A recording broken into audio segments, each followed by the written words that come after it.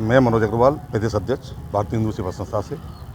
ये मेरी भतीजी है सोनिया गुप्ता। जब परिवार के लोगों ने मेरे से कहा कि ऐसे ऐसे सोनिया गुप्ता के साथ ससुराल वाले अत्याचार कर रहे हैं, तो मैंने वहाँ जाकर छानबीन की तो मैंने पाया कि ये उस समय गोयल नर्सिंग होम में भर्ती थी। उस समय जो इसकी स्थिति थी, डॉक्टरों ने इसके संग क्या इंजेक्शन लगाए, कौन सी इंजेक्शन लगाए, क्या दवा दी गोयल नर्सिंग होम रामबाग पर, तो उस समय ये पैरों से चलने में लाचार हो गई, मानसिक संतुलन खो बैठी। मैंने तत्काल वहाँ से निकालकर, न्यूरोसर्जन है मेंक बंसल जी डॉक्टर साहब, मैंने उसका ट्रीटमेंट कराया, तब जाके मैं इस बच्ची के प्राण बचा पाया हूँ।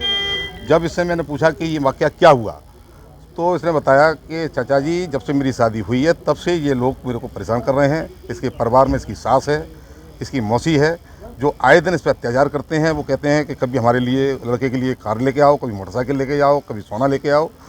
लास्ट में जब मैंने बातचीत की तो उनका ये कहना था कि हम जब तक हमको 10 लाख रुपए का अतिरिक्त दहेज नहीं मिलेगा, हम इस लड़की को अपने पास नहीं रखेंगे। इसी बात को लेकर मैं आज माननीय पुलिस आयुक्त जी से मिला। मैंने अपनी बात रखी, भतीजी से भी मैंने उनकी मुलाकात कराई, इसकी वीडियो मैंने दिखाई जिसमें ये पैर से चलने को लाचार थी। उन्होंने मुझे आश्वासन दिया है कि इस नारी को न्याय मिलेगा, ये मेरी जिम्मेदारी है। मैं पुलिस आयुक्त जी को धन्यवाद देना चाहता हूँ, अपने मीडिया कर्मियों को धन्यवाद देना चाहता हूँ कि आप लोगों के सहयोग से अगर मेरी भतीजी का परिवार बचता है तो इसके लिए आप सब लोग धन्यवाद के पात्र हो। मैं भारतीय हिंदू सेवा संस्थान की मातृशक्ति प्रकोष्ठ से प्रदेश अध्यक्ष राखी अग्रवाल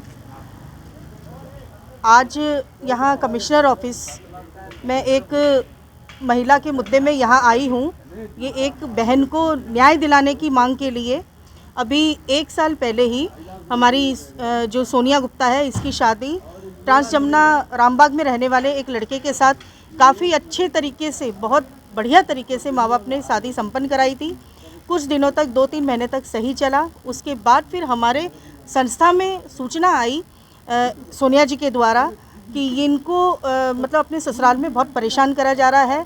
फिर हमने इसकी तहकीकात करी, तब हमें ये पता चला कि सोनिया जी गोयल नर्सिंग होम में इनके ससुराल वालों ने इनको एडमिट करा रखा है और वहाँ पे पता नहीं किस तरीके का कैसा क्या इलाज कराया, जिससे ये लड़की बिल्कुल स्वस्थ होने के बावजूद जब हॉस्पिटल से हमने इसे बाहर निकाला, पैरों से लाचार हो गई और मानसिक संतुलन भी ये अपना खो बैठी थी और काफ़ी डिप्रेशन में थी।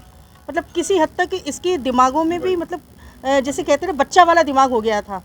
और उसके बाद फिर हमने दूसरे डॉक्टर पे इसकी जांच करवाई तो वहाँ हमें ये पता चला कि गोयल हॉस्पिटल में इसको काफ़ी पावर की दवाइयाँ दी गई, जिसका असर इसके दिमाग पर हुआ।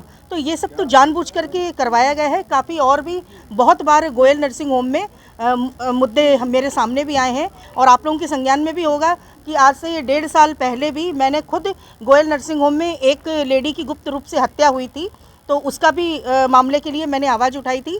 लेकिन अब एक नई कहानी सामने आई कि ये लड़की कहाँ जाए, क्या लड़की होना गुनाह है इसका? माँ बाप कितने मतलब अच्छे तरीके से अपनी बेटी को ब्याहते हैं और ससुराल वाले कुछ पैसों के लालच में और उसका सौदा कर देते हैं। अब वो लोग 10 लाख की डिमांड कर रहे हैं कि 10 लाख रुपए अगर आप देते हो तो हम आपकी लड़की को रखेंगे, वरना नहीं रखेंगे। मैं आज फिर सोशल मीडिया से अपनी मातृशक्ति के तरफ से एक न्याय की मांग करती हूँ। आप सबका साथ चाहिए मुझे। कमिश्नर साहब के आए हैं? कमिश्नर साहब के यहाँ पे हम आए हैं, हमने एप्लीकेशन दी और कमिश्नर सर ने हमने आश्वासन दिया है कि जो उचित से उचित कार्रवाई होगी वो की जाएगी और ज़रूर महिला को न्याय दिलाएंगे। मैं सोनिया गुप्ता, मनोज चाचा जी की साइड से। मुझे बहुत दिन, 1 साल से बहुत परेशान किया। मेरे ससुर ने, सास ने, नंद, देवर सब परेशान करती थी मुझको। 6 महीने तक परेशान किया। उसके बाद तो मैं हॉस्पिटल में एडमिट कर दिया गोयल नर्सिंग होम में। मैं इतनी भी नहीं, वहाँ पे कौन कौन सी दवाइयाँ मुझे लगी मुझे नहीं पता। मेरे को ऐसा कर दिया जिससे कि मैं पैरों से तक नहीं चल पा रही थी। फिर मेरे पास मनोज चाचा जी आए और उनने मेरे को दूसरे हॉस्पिटल में ले आकर मेरा ट्रीटमेंट कराया। किस को लेकर आपको ससुराल वाले परिजन जो थे वो परेशान करते थे? दहेज के लिए। और पर मेरे माँ बाप ने पूरी अच्छे से शादी की थी। तो आप क्या चाहते हैं? और मैं तलाक लेना नहीं चाहती हूँ। मुझे अभी शादी की है, क्या मैं शादी करके यही काम होता है कि तलाक लेना? नहीं ना।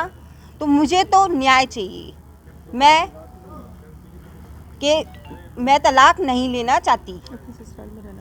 मैं ससुराल में रहना चाहती हूँ।